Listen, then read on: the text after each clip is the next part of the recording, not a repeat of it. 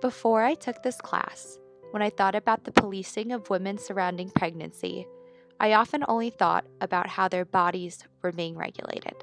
However, I learned in this class that this policing is much more complex and pervasive because our society also regulates women's minds. Postpartum women are expected to adhere to a certain set of norms when it comes to their mental well being. This phenomenon, though its specific parameters have changed, has existed for many years. In the 19th century, the field of psychiatry used the rest cure and other women centric mental health approaches in order to regulate women's, in particular upper class white women's, postpartum experiences.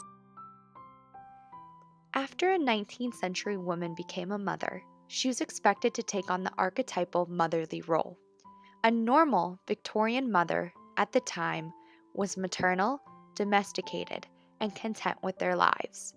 If a woman had a hard time adjusting to these expectations, she could potentially be seen as mentally ill.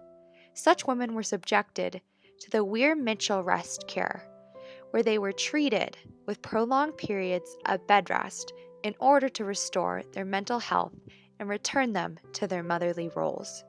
Weir-Mitchell, who created the rest cure, wrote that this treatment helped women because, quote, when they are bidden to stay in bed a month, the rest becomes for women a rather bitter medicine, and they are glad enough to accept the order to rise and go about.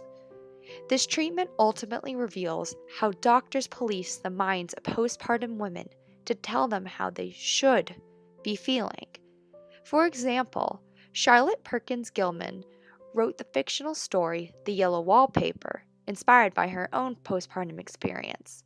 In the story, the so-called nervous disorder that the narrator was suffering from was actually what we now recognize today as a severe case of postpartum depression. She was deemed mentally ill because of this and was subjected to the rest cure in order to bring her to a proper mental state so that she could ultimately return to her role as a mother. The rest cure also forbade women from pursuing any kind of scholarly activities, such as reading and writing. This was done under the guise that scholarly pursuits would exhaust a woman's feeble mind, but this guideline can also be interpreted as a way that men policed postpartum women's minds as to curb their knowledge and intelligence. Suzanne Poirier, in her article The Weir-Mitchell Rest Cure, writes how for postpartum women, choosing to focus on motherhood was seen as natural and right, while pursuing other goals was deemed unnatural and selfish. After childbirth, women were expected to remain in the home to take care of the children. The pursuit of higher knowledge would distract a woman from this task and tempt her to leave the domestic sphere, so forbidding it helped keep women in their place. Psychiatrists also attempted to control postpartum women's minds by controlling their physical appearance. Showalter wrote about how in asylum patients, quote, sanity was often judged according to their compliance with middle-class standards of fashion. Dress should be an instrument of control and therefore of recovery.